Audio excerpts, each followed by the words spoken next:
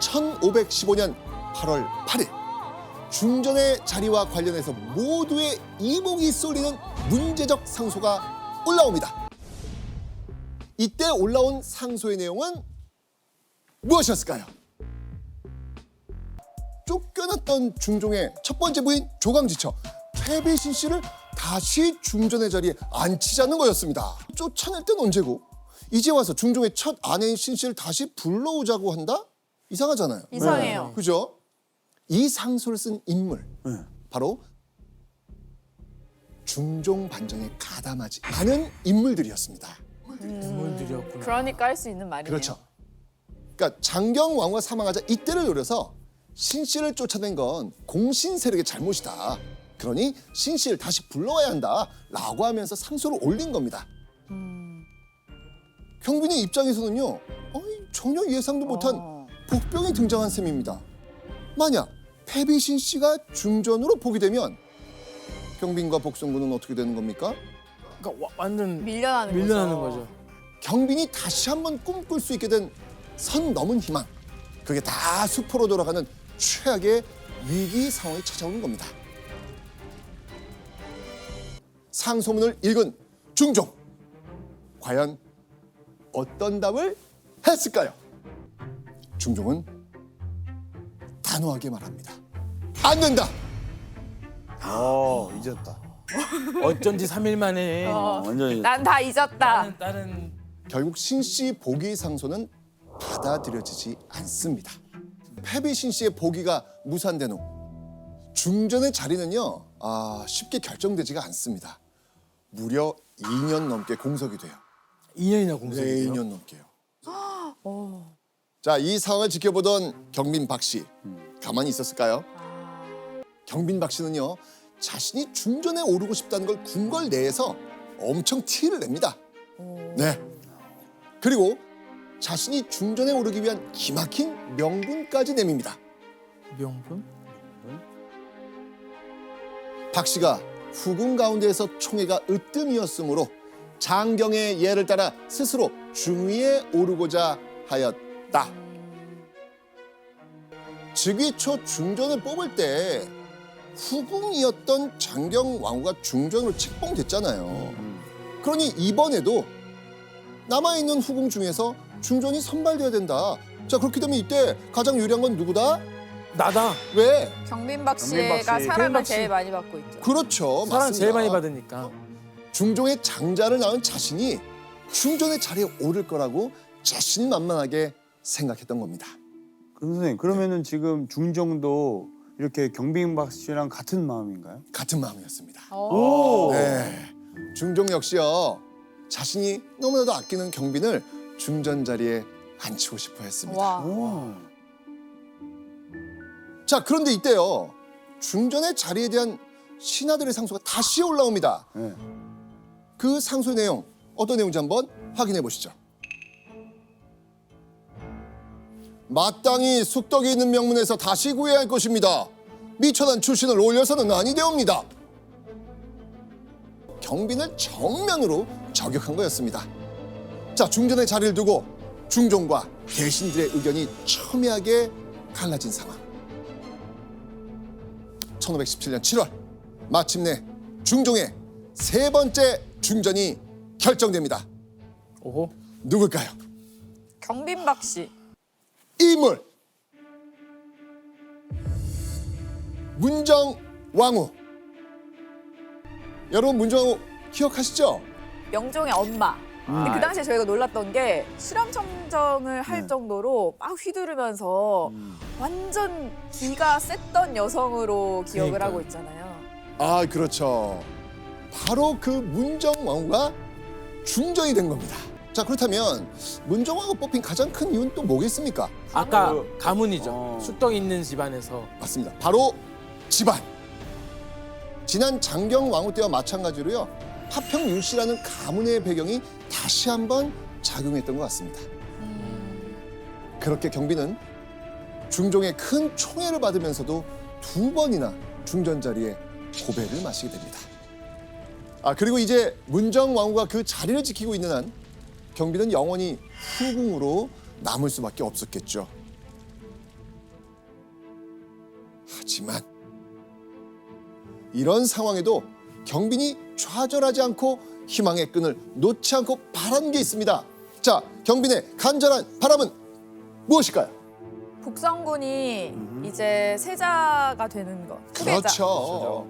내 아들 복성군이 세자가 됐으면 좋겠다라는 일말의 바람이었겠죠.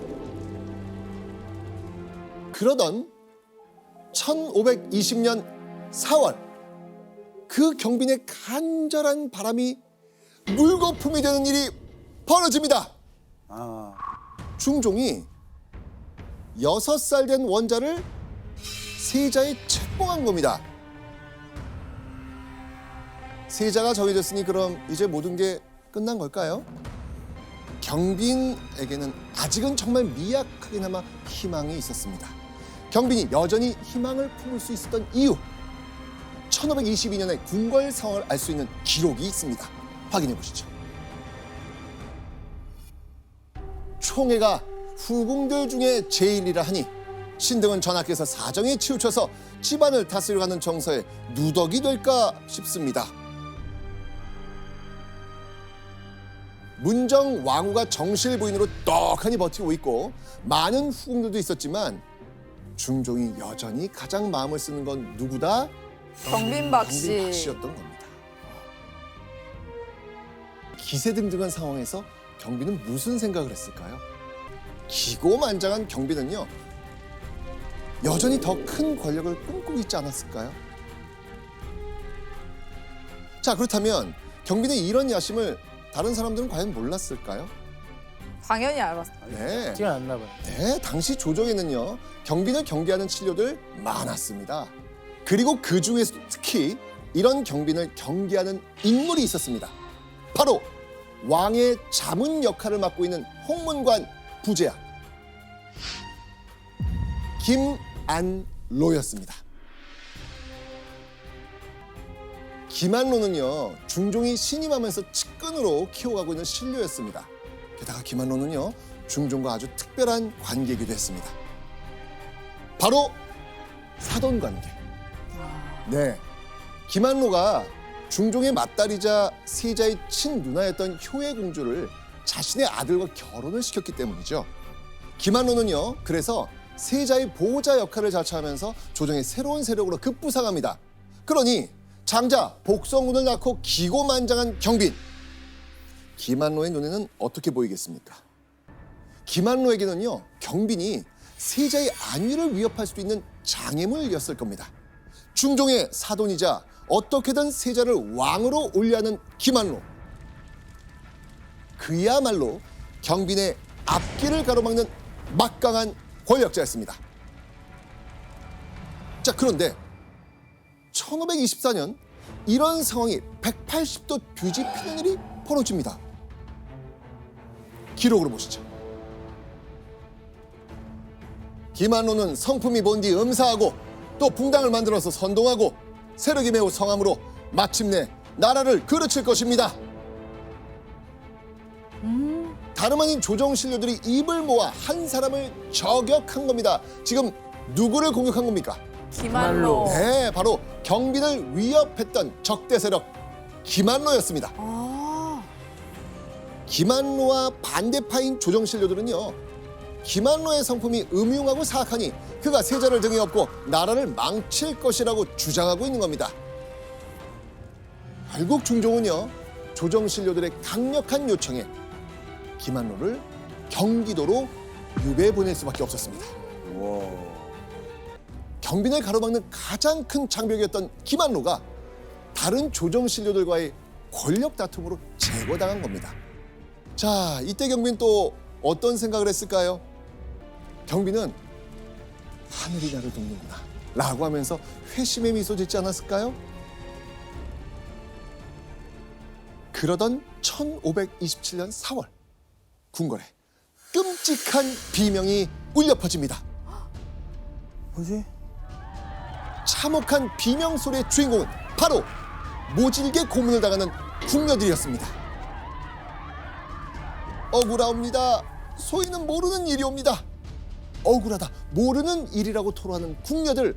자, 대체 어느 처소의 궁녀들이었을까요? 에이 설마. 이들은 다름 아닌 경빈 박씨 처소의 궁녀들이었습니다. 뭔가 문제가 생겼나 봐요. 뭐지? 그들이 고문당하는 이유, 궁궐 내에서 벌어진 충격적인 사건에 연루되었기 때문입니다. 사건은 세자의 18번째 생일에 벌어집니다. 조선의 문무백관 모두가 세자에게 인사를 올리면서 그의 탄신일을 축하하고 있었습니다. 그런데 그런 축하를 모두 중단시킬 만한 무시무시한 사건이 벌어집니다. 바로 세자의 거처인 동궁에서 끔찍한 쥐의 사체가 발견된 겁니다. 쥐? 쥐의 사체는요, 입, 눈, 귀까지 모두 불로 지져진 처참한 상태로 나무에 매달려 있었습니다. 아, 약간 손 넘는 것 같은데 이제. 세자를 저주하기 위해서 부정한 기운이 가득한 쥐의 사체가 바로 저주물이었던 겁니다. 오.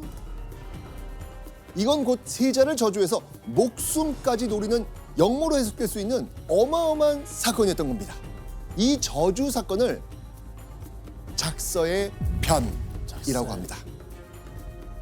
이 사건의 유력한 범인으로 지목된 인물은 누구였을까요? 아.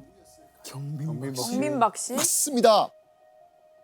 당시 많은 사람들이 세자가 잘못되면 가장 큰 이득을 볼 사람은 경빈과 복성군이라고 생각을 했거든요. 야욕에 찬 경빈이 벌인 일이라고 생각한 이 조정신료들, 한마음 한뜻으로 경빈과 복성군을 공격하기 시작합니다. 신문 받는 궁녀들, 범인이 경빈이라고 실토했을까요? 고문이 너무 세면 아무래도 실토하지 않았을까요? 오. 자, 그런데 경빈의 궁녀들이 모진 고문을 받았지만 경빈에 관련된 어떠한 증언도 증거도 나오지 않습니다. 하지만 조정신료들은 경빈이 범인이 분명하다라고 끊임없이 그녀를 공격합니다. 경빈의 유일한 동아줄 누구? 중종. 그렇죠. 이때 중종은 그녀의 편을 들어줄까요? 어찌 의심스럽다는 것만으로 죄를 줄 수 있겠는가? 오. 편 들어주네요. 맞습니다. 의심스러운 정황만으로는 경빈에게 죄를 물을 수 없다 라면서 단호하게 자신의 의사를 밝힌 겁니다. 경빈의 편을 든 겁니다. 그러면 이제 중종이 이렇게 말했으니까 그 경빈박 씨는 좀 무죄인 거죠? 아닙니다. 어? 경빈박 씨 혐의는요, 이대로 풀리지 않습니다. 왜? 경빈이 범인이 분명하다라고 지목한 결정적인 인물이 등장했기 때문입니다. 어? 바로 중종의 어머니 자순대비가 경빈을 범인으로 지목한 겁니다. 자순대비는 대체 왜 경빈을 의심했을까요? 뭐지? 왜냐하면 경빈과 관련된 결정적인 단서가 발견됐기 때문이었습니다. 와. 어떤 단서? 그 단서는 다름 아닌 경빈의 딸인 혜순 옹주였습니다. 저주 사건으로 떠들썩하던 그때 혜순 옹주의 궁녀들이 기이한 행동을 벌이는 게 목격됐다는 겁니다. 혜순 옹주의 궁녀들이 인형을 만들고는 그 인형의 목을 베는 신용을 하면서 이렇게 말했대요. 쥐 지진이를 발사하는 사람은 이렇게 죽이겠다. 경빈의 딸인 혜순 옹주의 궁녀들이 세자궁 쥐 이야기를 입단속한다는 소문, 이 소문을 전해들은 자순대비가 경빈을 아주 강하게 의심했던 겁니다. 장경왕후가 사망한 뒤에 자순대비는 세자를 보호하는 이 울타리 역할을 해주고 있었거든요. 바로 이제 해순옹주 측에서 나온 이 궁녀의 일을 듣고서 경빈 박 씨에게 혐의를 두면서 계속 조사해야 된다라고 하는 그런 입장을 피력한 것입니다. 이후 세자의 저주 사건은 어떻게 마무리됐을까요? 궁금해요. 경빈, 신첩을 어인연으로 찾아 계시옵니까? 22회를 지내는 동안 동고동락하며 과인에게 큰 위로와 힘이 되어 주시었어. 전하, 오, 암시한다. 전하, 보교가 들었사옵니다. 전하, 보교라니요? 경빈 박 씨를 폐선시켜 떠나는 건가 봐요. 상주에 붙여도록 하라. 유배. 아, 예. 전하, 아이고야. 과인을 용서하시오라. 아,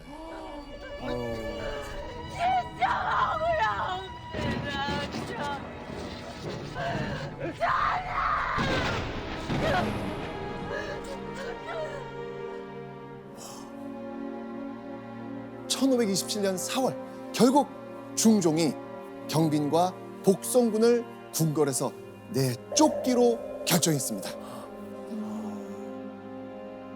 한때 왕의 사랑을 독차지하며 중전에 버금가는 강력한 위세를 과시했던 후궁 경빈 박씨. 하늘을 찌르는 권세를 자랑했던 경빈 박씨의 초라한 몰락이었습니다. 그런데 궁금하지 않습니까? 작서의 변, 그 쥐사건, 네. 그 진짜 경빈 박씨의 기획이었을까요? 아, 그러니까 이게 막 실제로 짜여진 거라고요? 사실 이번 저주 사건에는요, 상상도 못할 어마어마한 배우로 추정되는 인물이 있었습니다. 그가 누구냐? 다름 아닌 세자의 보호자 유배를 가했던 김안로였습니다. 김말로. 경빈 박 씨와 사이가 안 좋았잖아요. 와. 와, 그냥 죽지 않는군. 그러니까. 김말로. 실제로 작서의 변 이후에요, 유배 갔던 김안로가 조정으로 복귀합니다. 경빈이 궁궐에서 쫓겨난 절묘한 타이밍에 김안로는 다시 조정으로 돌아온 겁니다. 결국 경빈은 김안로가 짠 판에 당해서 누명을 쓰고 처량하게 궁궐을 떠나야 했던 건 아닐까요? 그런데 1533년 5월 경빈 박 씨가 유배를 간 지 6년 만에 또 한 번 조정신료들의 입에 오르기 시작합니다. 대체 무슨 일 때문이었을까요? 세자의 거처에서 또다시 소름 끼치는 물건이 발견된 겁니다. 이건 뭐냐면요, 종이로 만든 사람의 머리, 그리고 목패 하나가 발견됩니다. 그리고 그 목패는 아주 소름 끼치는 글이 쓰여 있습니다. 이와 같이 세자의 몸을 능지할 것. 이와 같이 세자 부주의 몸을 교살할 것. 어우. 이와 같이 중궁을 참할 것. 다 없애겠다는 거 아니에요? 그 가족 다? 그렇죠. 세자의 몸을 능지, 몸을 찢어서 죽이고, 또 세자의 부주, 중종을 목 졸라 죽이고, 중전인 문정왕후의 목을 베어 죽여야 한다. 이런 등골이 오싹해지는 내용이 목패에 쓰여 있었던 겁니다. 욕마인가? 욕마자는 건데. 조선 왕실 사람들을 한꺼번에 노린 초유의 저주 사건이었습니다. 자, 그렇다면 이런 엄청난 일을 일으킨 범인 누구였을까요? 흉모의 괴수는 홍여입니다. 홍요? 자, 그런데 이 홍여란 인물 누군가와 아주 깊은 연관이 있습니다. 아, 누구였을까요? 경빈박 씨. 네. 범인으로 잡힌 홍여는요, 경빈의 사위였습니다.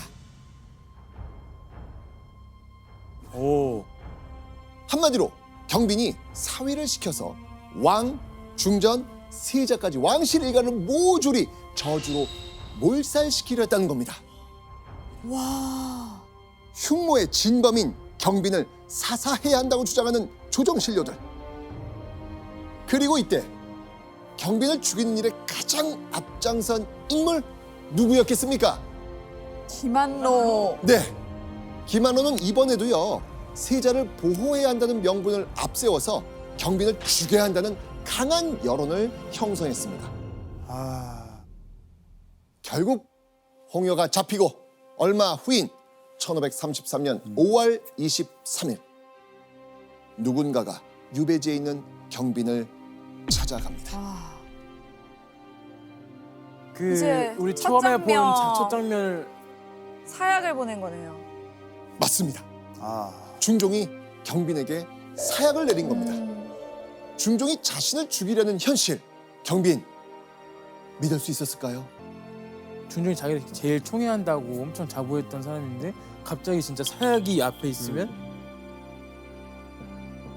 벼랑 끝까지 몰린 이 억울한 현실이 도저히 믿기지 않았을 겁니다. 하지만 결국 결박당한 채 사약을 마셔야만 했습니다. 경빈이 사약을 마신 지 3일 뒤 중종은 또 한 번 결단을 내립니다. 많은 자식 중에서 가장 먼저 품에 안았던 맏아들 복성군에게 사약을 내린 겁니다. 우와.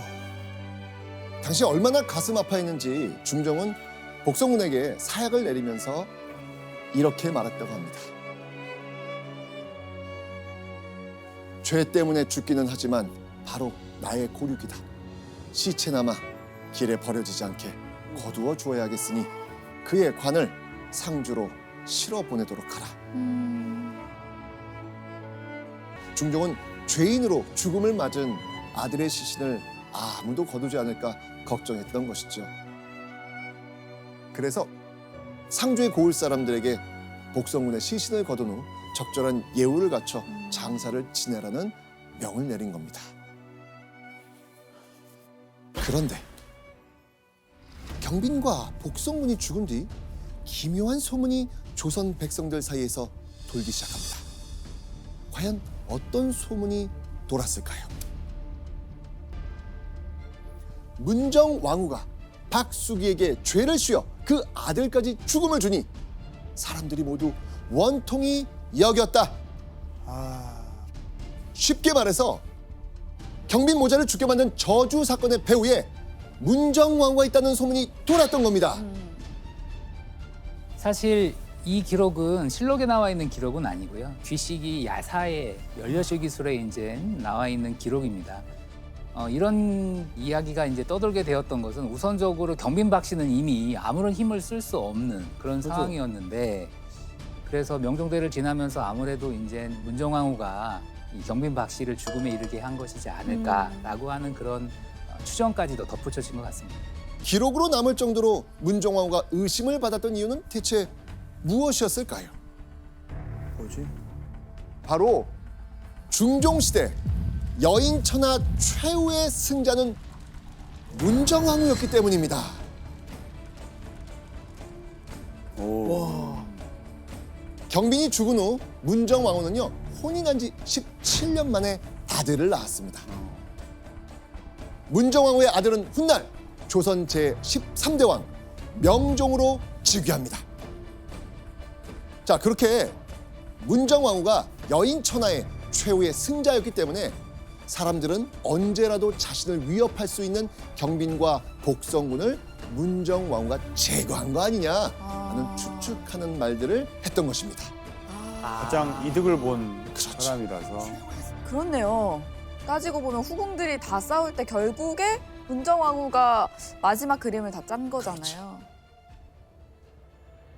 자신의 아들을 믿고 무리한 꿈을 꿨던 여인 경빈 박씨. 중종시대 궁안에서 펼쳐진 치열한 여인 천하. 그녀들의 삶을 통해 조선시대 여인들의 삶에 대해 다시 한번 생각해 보시는 시간이 되시길 바랍니다.